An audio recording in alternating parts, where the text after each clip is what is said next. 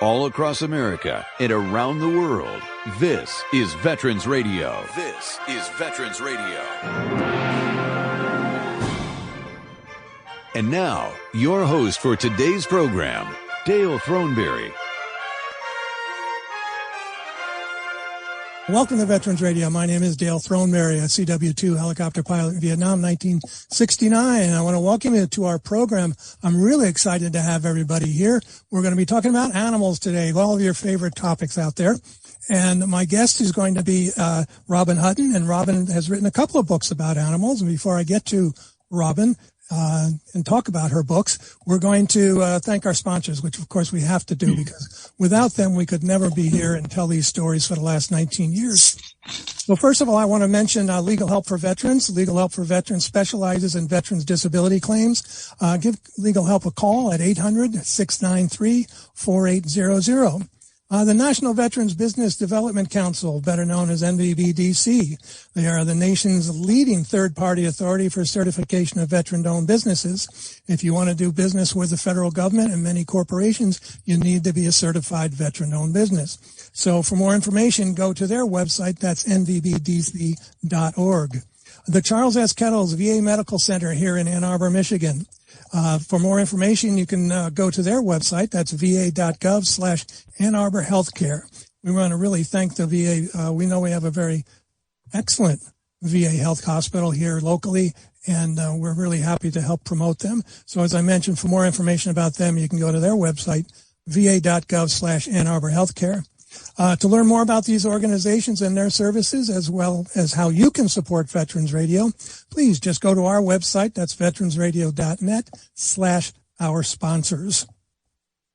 All right, so let's get right into this. As I mentioned earlier, my guest today is Robin Hutton, and Robin is originally from, where was she from? She was from Delaware, one of the larger states out there, and eventually went to Ithaca College and received her bachelor's degree there, and then moved off to California and started working with Billy Jack Enterprises. And for those of you that know the movies from the early 70s, Billy Jack is a well-known movie, and I'm going to have Robin talk a little bit about that. And then for some reason, she decided she was going to write a book about Sgt Reckless. And I don't know if any of you are familiar with this, but you will be by the time we're done today. So, Robin, I want to welcome you to Veterans Radio. Oh, Dale, it is an honor and a privilege for me to be here. Thank you so much for inviting me. I'm excited to talk about all these wonderful four-legged and winged heroes that I know that your fans are going to just fall in love with these stories as much as we have. I am excited. So how did you get involved in writing? I know when you moved to California, you got involved with the Tom Laughlin Enterprise. Right. What was that? So when I moved to Los Angeles, I wanted to get into the film business. And when I was at Ithaca, I had a minor in psychology. And at the time, when I met Tom, I met him through I was working as a bookkeeper for this accounting firm, and Tom needed a bookkeeper for a psychology conference that he was putting on, believe it or not, a Jungian psychology conference. And so I was a huge Billy Jack fan, and I thought, okay, I'm going to get my foot in the door. I don't care, what I have to do. I'll do the books for the psychology conference. I'll just make myself indispensable, and that's what I did. And I ended up working with Tom and his beautiful bride Dolores for over 33 years. And I became a writing partner with Tom because Dolores didn't want to do it. She wrote on the original Billy Jack films with him. I never wrote on those films. They were written a little bit before my day.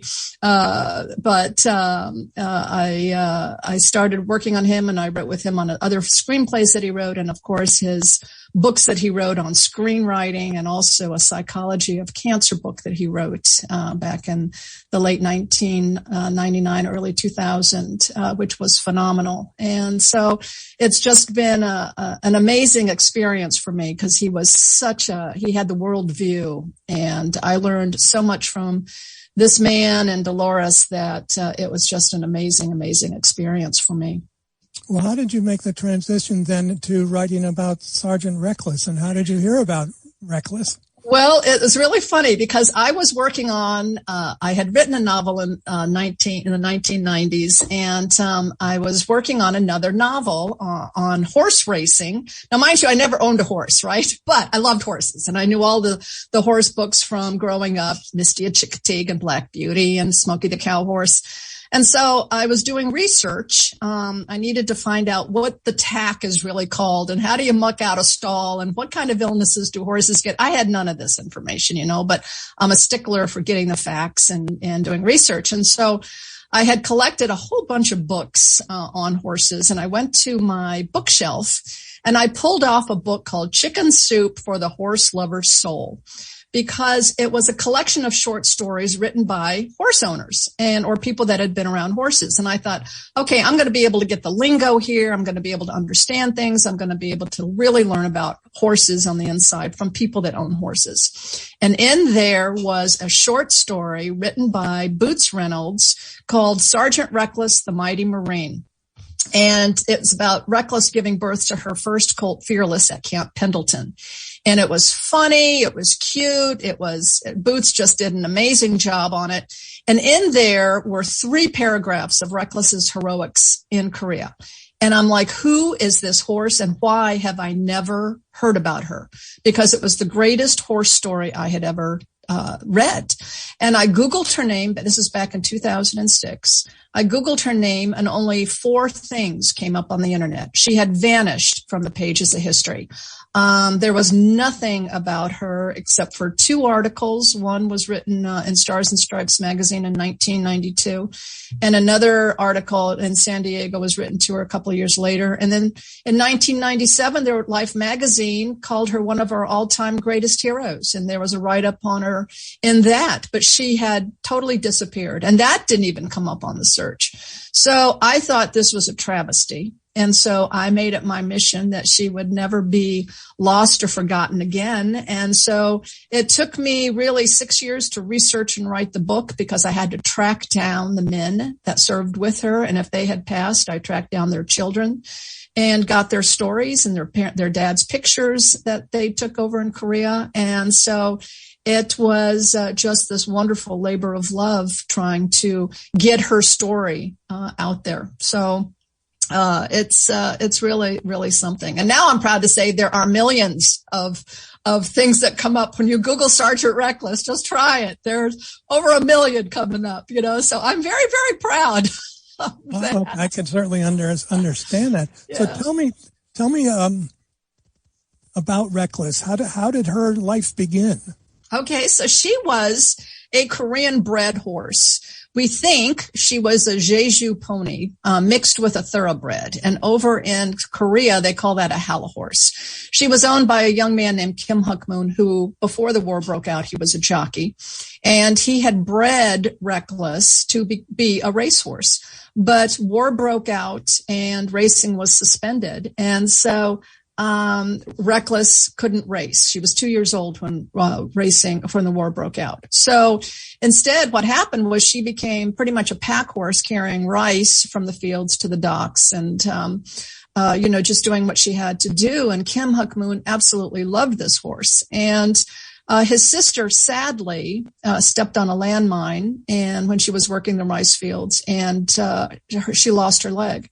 And so when Lieutenant Eric Pedersen, was looking for a pack animal to help his recoilless rifle unit with carry ammunition up to the guns and carry the rifle because they were very, very heavy, he went to the Seoul racetrack and found Reckless. And actually her name is Achim Hai or Achim Hai, Hai. And she was in such good shape because Kim Huk-moon took such an unbelievable care of her. And sadly, he sold her to Eric Pedersen for $250. Pedersen paid that $250 of his own money to help his men. And Kim Huk-moon's loss was the Marine Corps' gain as she became America's greatest war horse in what she did during the Korean War.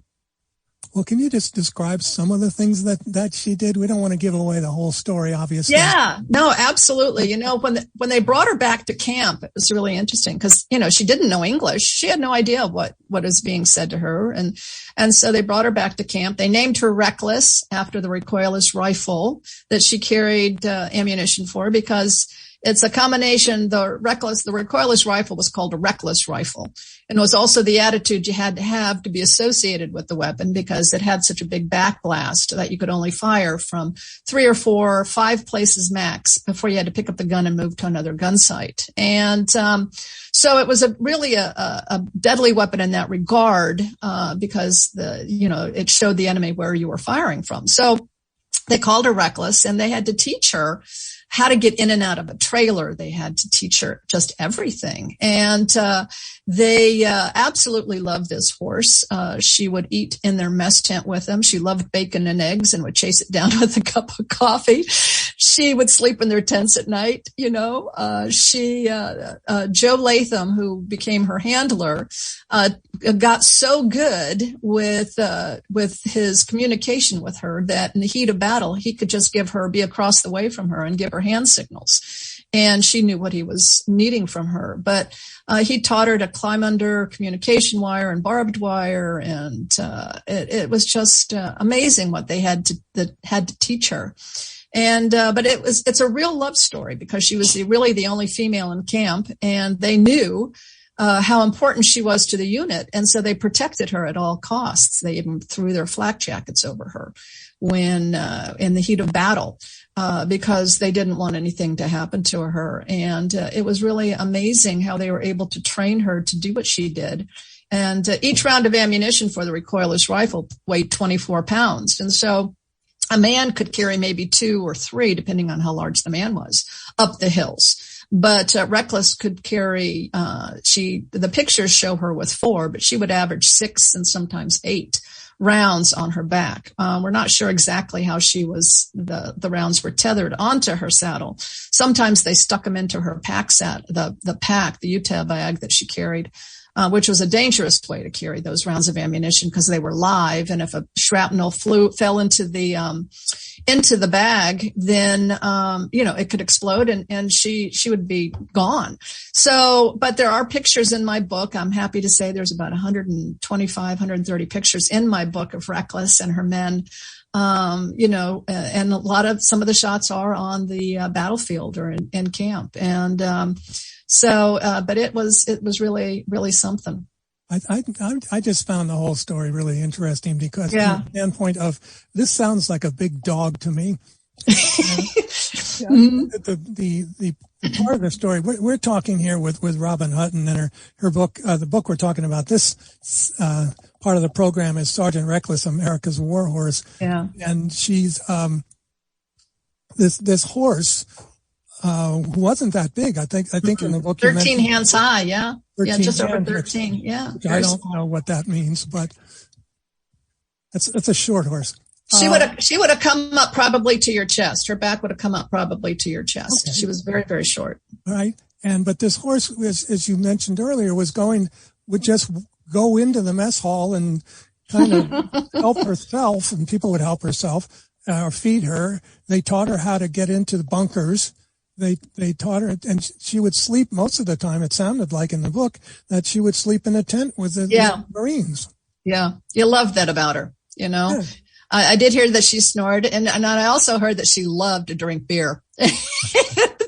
That was really an interesting thing too, because they would share, she liked Coca-Cola, she liked Hershey bars, she liked anything and everything she'd eat. So it's amazing how this horse didn't colic over the years, with all of the stuff that she ate. But I think she probably wanted to eat anything, because she hadn't been able to eat anything for a long time. That's right. So it's just I just thought that this little horse has changed my life in ways that I just never imagined. And when you look at her most heroic battle, she had several missions and battles that led up to her big event in March of 1953 of the Battle of Outpost Vegas and then the Battle of the Nevada Cities. And, when you think that this battle was one of the most fierce battles in Marine Corps history at that time. And you think about the battles of Belleau Wood in World War I or Iwo Jima in World War II, and you see these battles, and you think that this was comparable. And this little horse was in the middle of it. It's really stunning. And when she was doing her thing on March 26, when the battle began, 3,500 Chinese descended upon 3 outposts that the Marines or the Allies were guarding, and outpost Vegas, Carson, and Reno. They were named after Nevada cities because it was a gamble if you could hold them. And so that was pretty funny. But they had, they lost the outposts that first night, because there were only 45 Marines at a time on an outpost, and they would help guard and attack the other outposts, as needed. But when you have that much attack coming at you, they couldn't defend each other, let alone, do themselves. And so the outposts were overrun, and then Reckless went to work the next day. And when you think that this little pony, who, as I said, was about 13 hands high, and at her shoulders, and she made 51 trips this day up to the guns, most of the time by herself. They would load her up. They showed her the way the first couple of times, just kind of so she knew the way. But this battle was so fierce that there was so much incoming and outgoing firepower that they couldn't tell on the radar screen what was coming in and what was going out. It was a blur. And so the rounds would collide midair and rain down on the troops, and it looked like fireworks, And I love it that Sergeant Harold Wadley, who saw Reckless during this battle carrying these rounds of ammunition on her back, he said, that there must have been an angel riding the back of that mare that day for her to survive this battle. And for her to go up and down the hills, she averaged 8 rounds a carry. That's over 250 pounds on her back, up and down these hills, walked over 35 miles through open rice paddies and up steep hills. She was, as I said, the shrapnel, they would rain down on the troops. She was hit with falling shrapnel in her forehead and in her left flank, but she still kept going. And the amazing thing is they'd load her up, give her a slap. She'd go up to the site. They'd unload her, give her a slap, and she'd go down and get reloaded. There were times where she also carried a wounded off the battlefield. Don't know how many wounded she carried off. But in my book, I have 3 verified stories of people that either saw her carrying them or were in the hospital when she was with the unit that brought in wounded. And then one gentleman even went to Camp Pendleton to thank her for saving his life, because he had been wounded in the neck, was bayoneted in the neck, and he was bleeding profusely, and she carried him down the hill and saved his life. So, she was just this amazing hero. So, because she did what she did, they were able to reclaim the outposts after the 5th day of the battle. And just a few months later, that battle broke the spine of the enemy. And just a few months later, in July, the armistice was signed. And people give a lot of that credit to Reckless because of the ability that she had to keep the guns so well supplied that one of them even froze. And so that unit was able to stop for the day. But it's amazing what she did. It really is. I guess that's the only word we can use. I can't imagine. I mean, because she was not led back and forth to battle. No. And the idea of loading her up with, the 500 pounds or 250 pounds of basically live ammunition, and say, okay, go. And she you're off. Yeah, up these hills, and the pictures are really interesting, and they let you know a lot more about the terrain that she was involved in, and exactly. It's an incredible animal that was able to do this. And she did it more than once. And, we didn't go into all the battles, and we don't want to do that because we want people to read the book. Reckless, America's Book.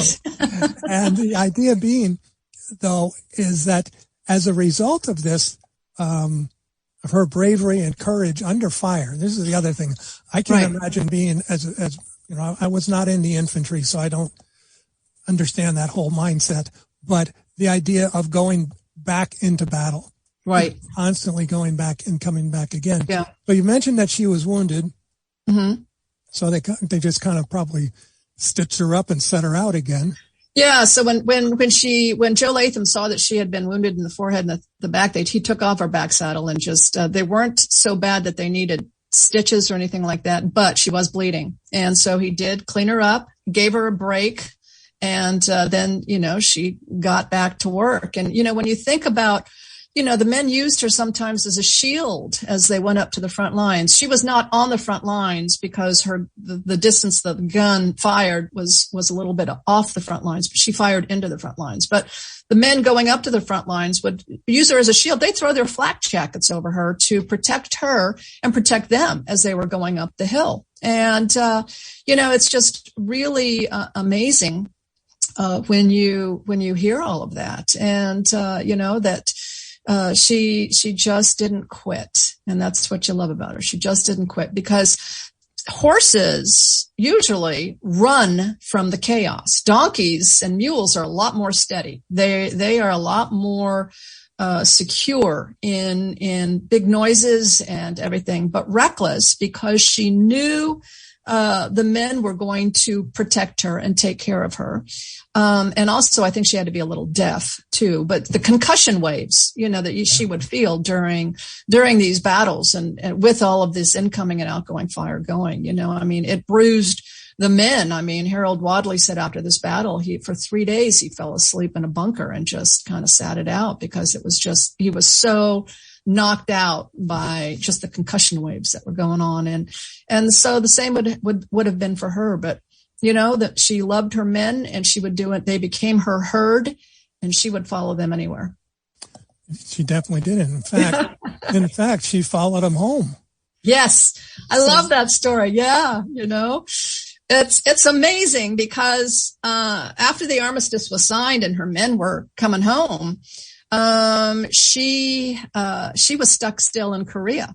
And during the Battle of Outpost Vegas, one of the commanding officers was a man by Lieutenant Colonel Andrew Gere. And Andrew Gere was a big writer in his day. He wrote, some of the screenplays that you saw with John Wayne, Coral Seas, the Battle of the Coral Seas, and Barrier Reef. And he was a big writer in his day, and he saw the value of Reckless's story. He fell in love with Reckless. As a matter of fact, he wrote the very first book on Reckless in 1955. But more importantly, when Reckless was stuck on the hills of Korea, the Marine Corps wouldn't pay. They didn't want it to think that bringing her home was going to be a publicity stunt, so they left her over there. Well, she was promoted to sergeant over in Korea, and then a week later, in April of 1954, a story appeared on, I think it's April 10th, in the Saturday Evening Post that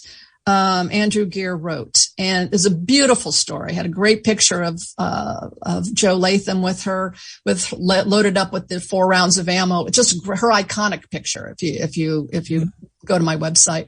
But he wrote, and the last couple of paragraphs in this article was that she was stuck on the hills of Korea and she couldn't get home, and her men were home. And there was a national outcry to bring her to America. Everybody was writing letters into the Marine Corps, to the military, to the Pentagon, everywhere saying, bring this horse home. She needs to be brought home. And a executive from a shipping line saw the article, and he called up Andrew Gere, and he said, if you can get her to Japan by this date in October, I will provide free shipping to her. If you have a stall and give her feed, I'll provide free shipping to her to San Francisco. And so that was all that was needed. And Andrew Gere put up $1,200 of his own money to get Reckless home. And they had a full rotation ceremony for her in October. The pictures in the book, when you see them, how they all went out for her, to show her, give her the rotation ceremony that she deserved, as any Marine would have gotten, or anybody leaving would have gotten. And they flew her to Yokohama, Japan. They put her on a ship, and she landed in America on Marine Corps birthday in 1954.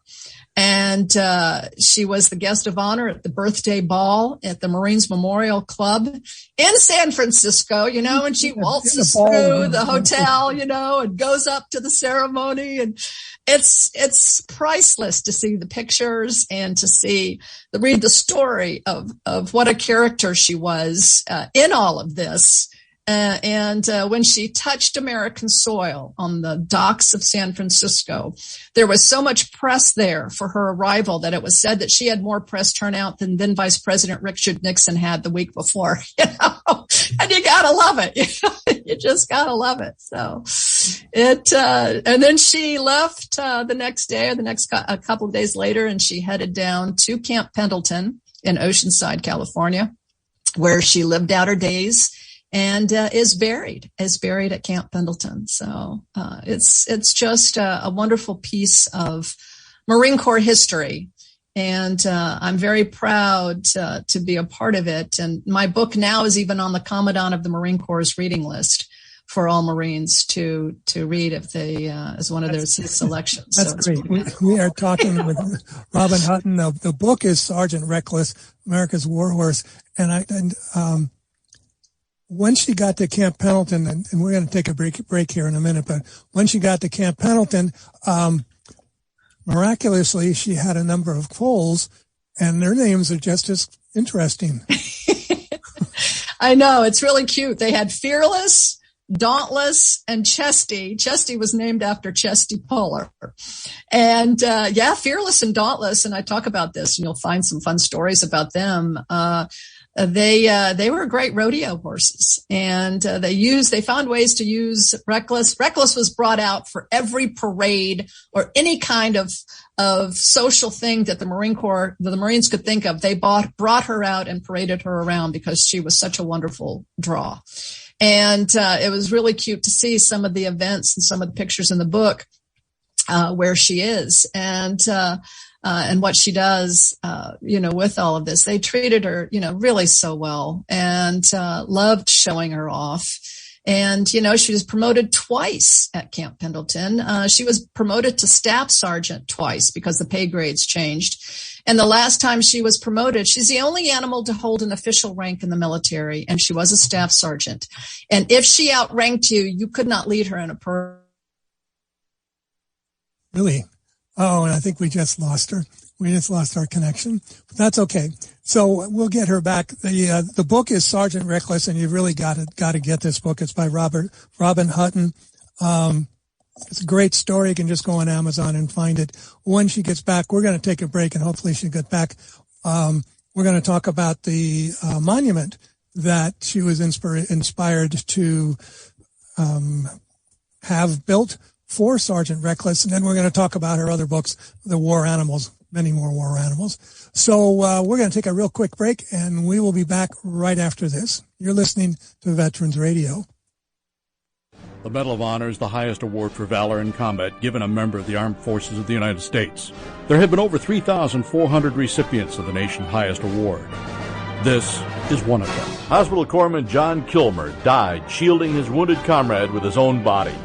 Details after this. If you have a VA claim denied by the Board of Veterans' Appeals, contact Legal Help for Veterans at 1-800-693-4800. They're experts in handling cases before the U.S. Court of Appeals for Veterans Claims. Their number again, 1-800-693-4800. Kilmer's company was defending a vitally important Korean Hill position well forward of the main line of resistance during an assault by large concentrations of hostile troops. Kilmer repeatedly braved intense enemy mortar, artillery, and sniper fire to move from one position to another, administering aid to the wounded and expediting their evacuation. Painfully wounded himself when struck by mortar fragments while moving to the aid of a casualty, he persisted in his efforts and inched his way to the side of the stricken Marine through a hail of enemy shells falling around him. Undaunted by the devastating hostile fire, he skillfully administered first aid to his comrade, and, as another mounting barrage of enemy fire shattered the immediate area, unhesitatingly shielded the wounded man with his body. Kilmer was mortally wounded, by flying shrapnel while carrying out this heroic action. The Medal of Honor series is a production of Veterans Radio. Military veterans touch everyone's life. I'm guessing right now you're thinking of a veteran, a close friend, relative. Maybe it's you. Even the toughest of us sometimes need help, but don't know where to turn for support. You don't need special training to help a veteran in your life. We can all help someone going through a difficult time. Learn how you can be there for veterans. Visit veteranscrisisline.net. veteranscrisisline.net. A message from the U.S. Department of Veterans Affairs.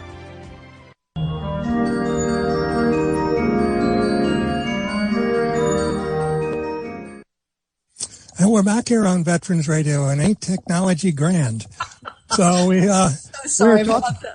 we're talking with Robin Hutton, author of the Sgt Reckless, and what I wanted to get to right now is there are now memorials to Sgt Reckless, and you are responsible for many of those. Yes, I am proud to say we now have 6 national monuments to Reckless around the country.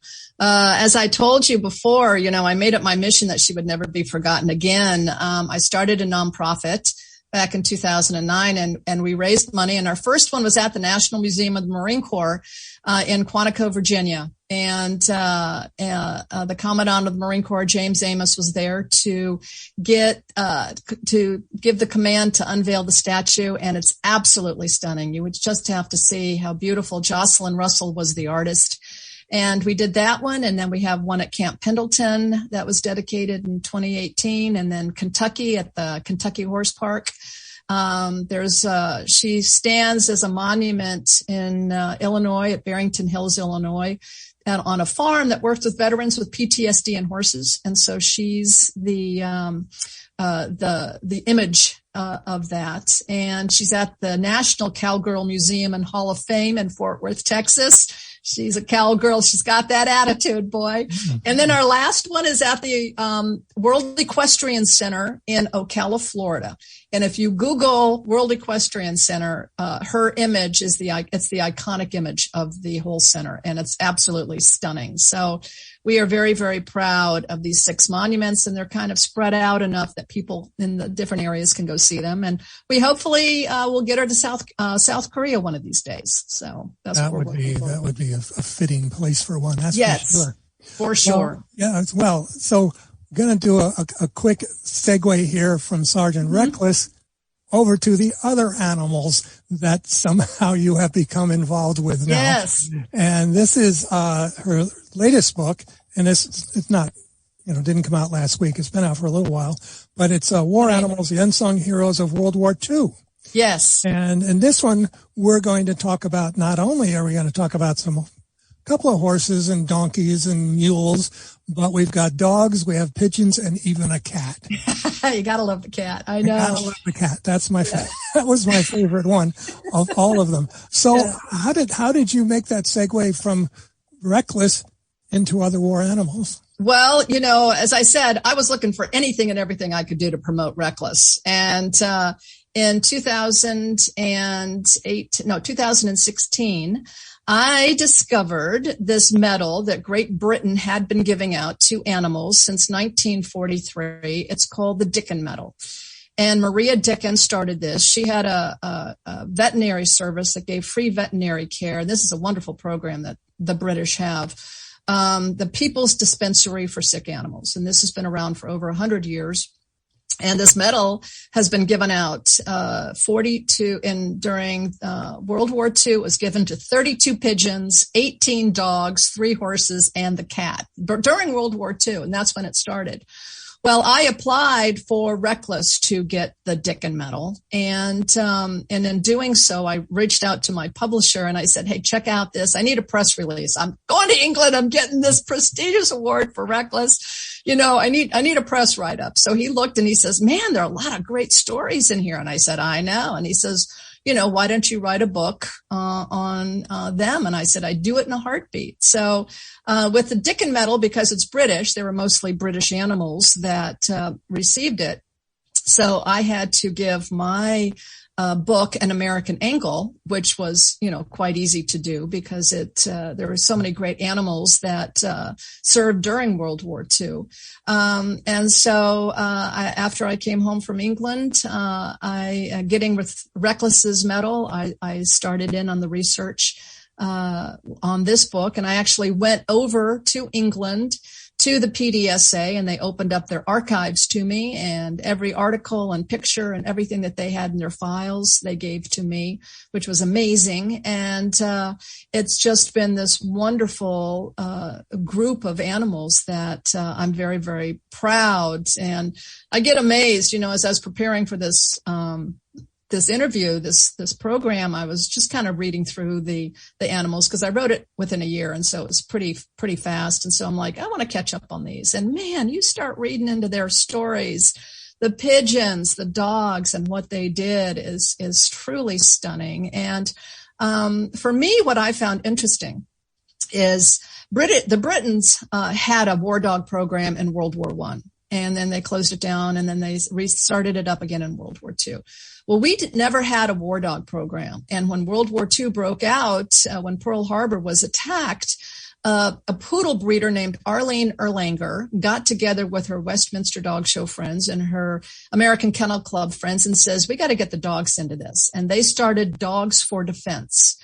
And they put a cry out to the American public that they needed dogs to join the Army, the Coast Guard. They needed to train dogs to protect our shores and our major airports and factories and things like that. Well, people donated their personal dogs. This is what I found so amazing in your story is that people were donating they're donating Butch and yes. Now, I don't know about you, Dale. You touch my Australian Shepherd, Misty. We're skipping World War II. We're going right to World War III. I mean, there's no way I'm going to send my dog to war. But 40,000 dogs were donated. 20,000 made the cut. People just wanted to help. And so their dog might have been too old, or, Chihuahuas are just not going to work on the war front. Sadly, I love Chihuahuas. Don't get me wrong. But yeah, they aren't really war dogs, in that regard. But, 40,000, 20,000 made the cut. 10,425 ended up going and serving either with the Coast Guard or with the Army. And then the Marine Corps had their own set of dogs, mostly Doberman Pinschers, that were trained, and 1,300 dogs that went over and served in the Pacific. And it's just amazing when you learn these stories of these incredible dogs that started off as pets. And one of the most famous dogs in the book was a dog named Chips, who actually is the most decorated dog in that he received the Silver Star. He actually received the Silver Star for what he did on the invasion of Sicily. They were in a boat. There were 3 points of attack along the beaches of Sicily. He was on the northern edge. Their Higgins boat hit the beach. They get out. He and his handler get out. They're being attacked by a machine gun nest. He breaks free of his handler. He charges the machine gun nest. He pulls it off the tripod, gets the gunner by the neck, and drags the guy out of the machine gun nest. And then 3 other Italians come out because they're in surrender, because they're more afraid of this dog than they are being a prisoner of war, but he was wounded. They had shot at him in the nest, and he had a bullet graze his back and his forehead, but they were just superficial wounds. But he actually was given the Silver Star, and he was up for a Purple Heart. But sadly, those were both taken away from him because he was a dog. And people believed that it was, or the head of the Military Order of World Wars and Purple Heart felt that it was not, it was diminishing the value of these awards to give it to a dog when they should have been just for men. We have had numerous dog handlers on from Vietnam, and how attached they were to these dogs. And in fact, we have a war dog memorial here in Michigan. Mm-hmm. Oh, it's a great memorial. Yeah. Yes. It's a beautiful memorial. I think the idea of people donating their animals for the cause is just what really got to me on that. Yeah. And then of course the dogs come home at the end of the war and they get to, they have I think what was it, a 6-month Yes, quarantine, or they were trying to make sure that the dog could be retrained and be safe to go back to its family. And most of them went back to their families. And Chips went back to his family. And I have to tell you, it was a wonderful moment for me. Chips went back into full fanfare when he was went home. He was on a train ride and went back to Pleasantville, New York, and photographers and, the press met him at the train station and the family was there. And it was just an amazing day. And to have this war dog come home, and I nominated Chips for the Dickin Medal. And Johnny Wren, who was 4 years old when his war dog came home, went to England and got the Dickin Medal for his dog Chips over in England. And it was just an amazing thing, because of what he did was truly something. And these dogs did come home. And that's why it was so sad that in the Korean War and in Vietnam, they were treated as equipment and they were left behind. And that was devastating. And thankfully today that is all changed. And now I think it's, so many of these dogs have multiple people who would like to take them in and rehome them after their service for our country. Right. We've done a number of those for you. That's awesome. Listening to Veterans Radio for the first time, if you go to our website, into our search engine and type in war dogs, you're going to find a couple of stories about those that are in there. So let's leave America now and let's go over to England. Okay. Where, not only did people volunteer their dogs over there, and there are quite a few stories about that, they also volunteered their pigeons. Yes, I know. This was beyond my comprehension. Well, let's talk a little bit about their dogs, and real quickly, because these dogs were the ones that would go in after the blitzes, the London bombings and so forth, and try to find survivors and the bodies. Yes, and it's honestly, and when you read the book, I don't know how the British, and I think it's really thankfully to Winston Churchill, who kept them so centered and feeling that they could get past this. And when you see the Blitz and knowing that the Blitz went on, there, for over a year, they were being bombed, and you see the devastating pictures and the dogs that would go in. There was one dog, Rip, who was a little mongrel. He went in and would find bodies and people.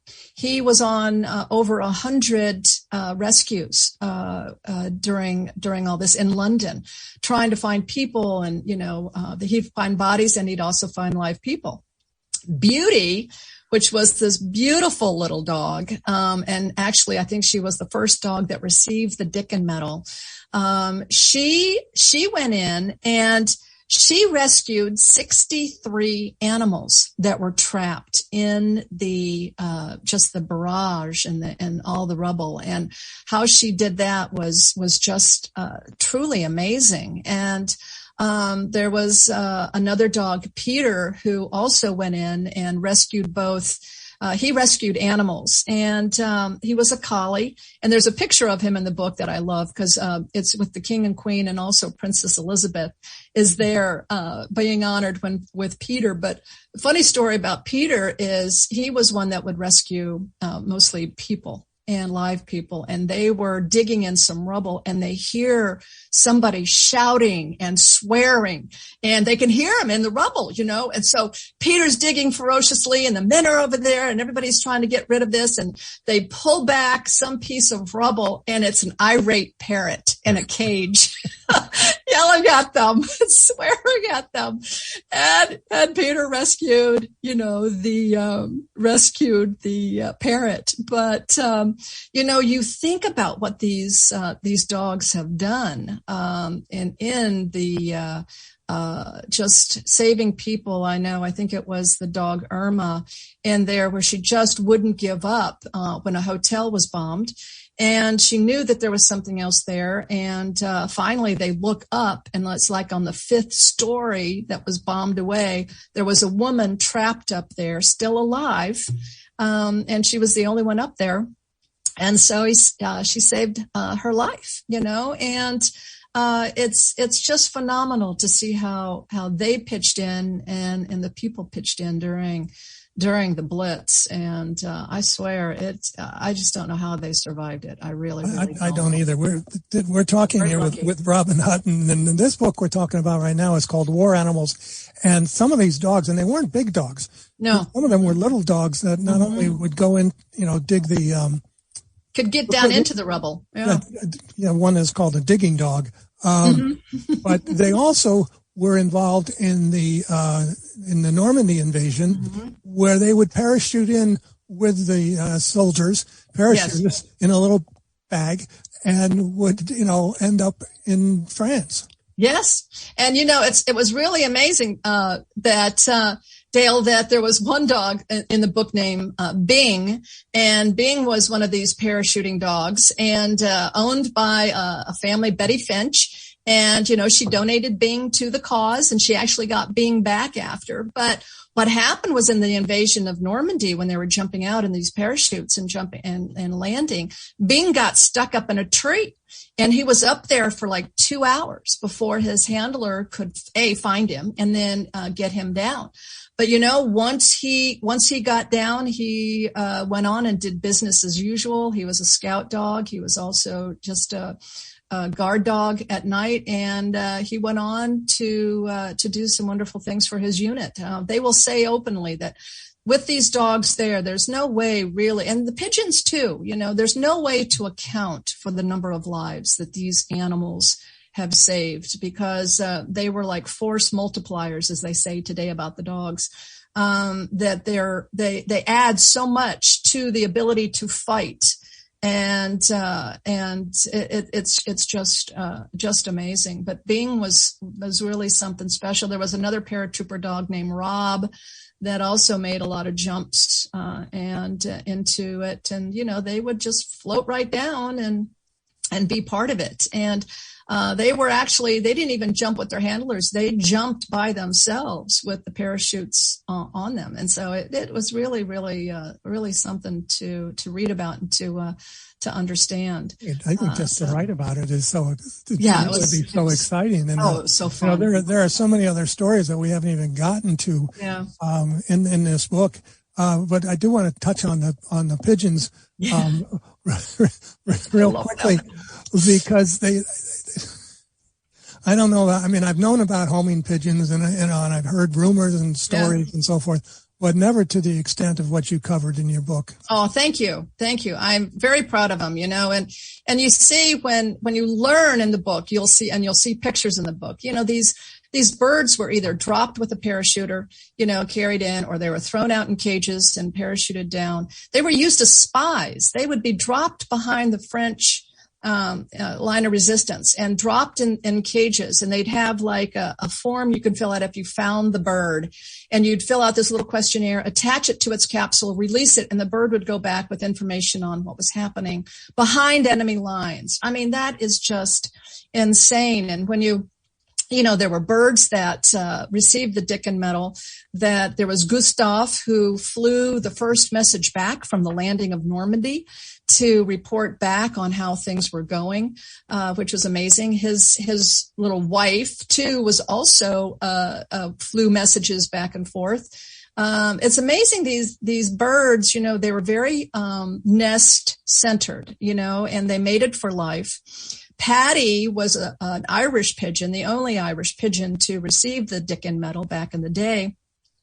And Patty was on the invasion of Normandy, and he flew the fastest over the English Channel with reports back on the landing. And when you think about having to not only fly through the battlefield, get past at Calais, especially in France, they had falcons that they would release to kill these pigeons to try to protect them from not getting their messages across. And then to fly back for the first time across the English Channel to their loft in England, I mean, is truly stunning. And it is said with the pigeon Patty, which I loved about Patty, is that he was very connected to his mate back in the loft. And it's credited to her that part of his speed was that he wanted to get back to her in the loft. And he flew 230 miles, I think it was, in like 4 hours and something, fastest time a pigeon ever flew across the English Channel. And it really is something to really read about and understand what these pigeons did. There was an American pigeon named G.I. Joe that received the Dickon Medal, the only American animal to receive the medal until 9/11, when some dogs that were at 9/11 received the medal. But G.I. Joe flew 20 miles in 20 minutes and stopped the planes on the tarmac from taking off and bombing a town that the British had just taken over. And because he was able to stop those planes, he was the only way that they were able to communicate back to headquarters that they had taken over the town earlier than expected. G.I. Joe saved all of those men's lives. And they flew him back to London after the war, and they gave him the medal at the Tower of London. And 600 and so people turned out to see this American pigeon who really did this. And so it was wonderful to see how they honored and appreciated what these animals did. And learning history through the eyes of the animals is just such a special thing to be able to do, because you find joy in it. You learn something new about what these animals did, and the history kind of sticks with you a little bit, more, because you are identified with it. So I'm very blessed to be able to tell ththese stories. Well, yes, and actually one of the pigeons was owned by the king. Yes. Oh, I know. Yeah. He let his lofts, and there's some wonderful things, because he really, really felt like they were very, very important. And you loved it that the king and queen took such a role in appreciating these animals, right, and opening that up. It really was something special. So well, we've gone through dogs and we've gone through pigeons, and we're running out of time. So I have to get to the cat. The cat, Simon the war cat. Now, Simon was a little outside of World War II, but he's a war cat, so he has to be in the book, right? So Simon was on a ship, the Amethyst, going up the Yangtze River. And this was during the conflict between Chiang Kai-shek and Mao Zedong. And the British, he was on a British ship. He was the mascot, and, the captain loved him. He slept in his cap, up in his bed, and he just loved Simon. And so what happened, though, he had gone in, and the ship was attacked, and the captain and 21 sailors were killed. And so Simon was also wounded. Well, when they found Simon and he started to recover, he was in sick bay, and he started to he was the very first therapy cat, because he helped the men get through their illnesses by, purring and pawing and all of that. But the most important thing is the ship was stuck for 100 days on the riverbanks, and rats were coming on, and it was threatening the very small food supply, water, and medicines. And he started killing a rat a day and taking it to the new captain and dropping it at his feet as a trophy. And so by the time the ship broke free and headed to Hong Kong, Simon was a hero. And there's a picture of him prancing down the gangplank when he landed in Hong Kong as this great hero that saved really the food and everything with the men. And so he received the Dickon Medal as part of his heroic efforts to protect his men. That's a great story, Robin. We've been talking with Robin Hutton today, and her books are Sgt Reckless and War Animals, and we've only got about 2.5 minutes to go. So tell me about your nonprofit that you have started to honor some of these animals. Yes. So when I got the Dickon Medal for Reckless, I was stunned that America didn't have this medal. And so we went back, and we now have, in 2019, we had the very first Animals in War and Peace Medal of Bravery, where we honored 8 animals. We honored Reckless, and then 2 pigeons and 5 dogs. And it was members of Congress presented these medals at the Capitol.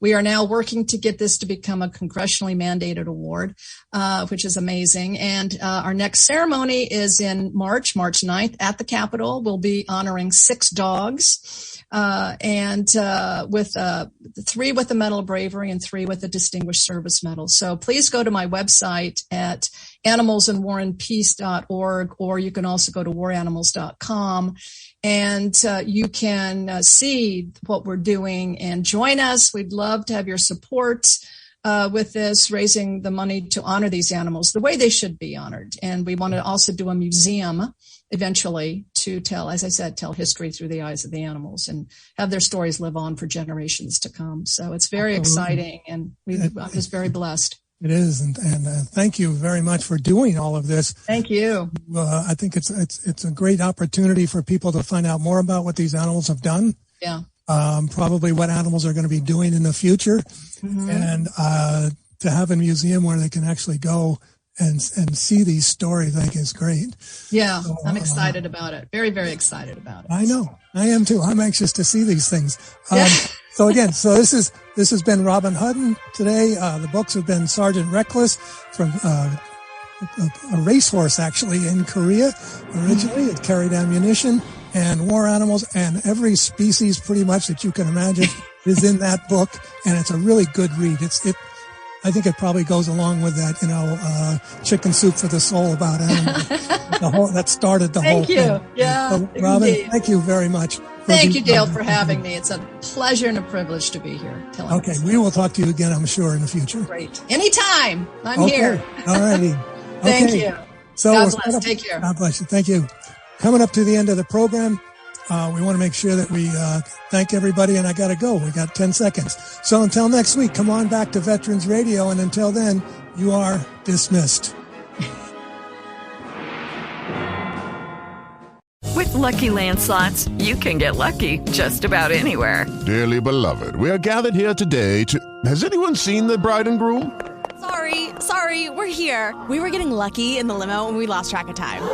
No, Lucky Land Casino, with cash prizes that add up quicker than a guest registry. In that case, I pronounce you lucky. Play for free at LuckyLandSlots.com. Daily bonuses are waiting. No purchase necessary. Void where prohibited by law. 18+. Terms and conditions apply. See website for details.